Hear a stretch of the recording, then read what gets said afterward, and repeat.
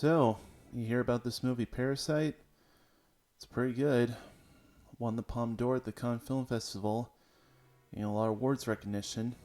It's made at least $14 million in the US, over $100 million worldwide. I saw it. You know, because I've only seen this movie once, I feel like I'm not in the kind of position to talk about it. With deep movies like this, there's a lot of stuff you have to pick up on to realize how ingenious it really is. Because of that, I've read a few articles to pick up on some things I may have missed. But before I get into that, let's just talk about why I like this movie. It's just exciting. We see the poor Kim family use their street smarts to infiltrate the lives of the wealthy Park family by obtaining jobs in the house through calculated deceit. A prime example of such is when they use peach fuzz on the allergic housekeeper to make it look like she has tuberculosis. It's fun to watch because you never know what kind of plan they're going to come up with next. Or if their plan is going to fail miserably.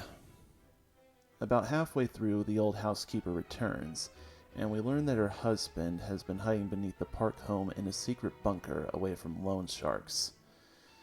When the housekeeper learns of the Kim scheme, she threatens to expose them, resulting in fights, hiding, and all kinds of tension.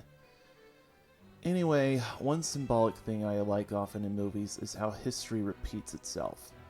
To explain, the patriarch of the Park family is one to look down on the lower class, expressing disgust at the smell of the Kim father, Ki-taek. Even during a bloody rampage endangering his family, he expresses repulsion at the smell of the housekeeper's husband.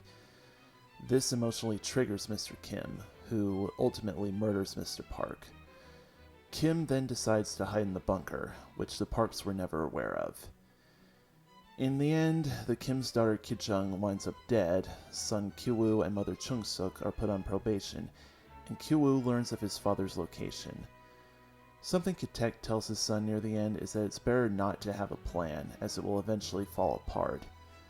But Kyu-woo ultimately decides that freeing his father is all he has left to live for, so now he will spend his life trying to earn enough money to buy the house so his father can see the light of day once again, just as the housekeeper hoped for a husband. History repeats itself.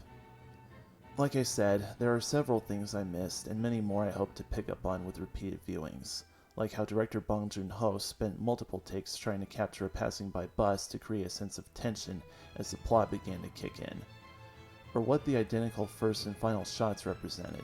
The semi-basement home the Kims live in illustrates their poor state through the underground setting, but the window that leads to the outside above ground is a symbol of hope.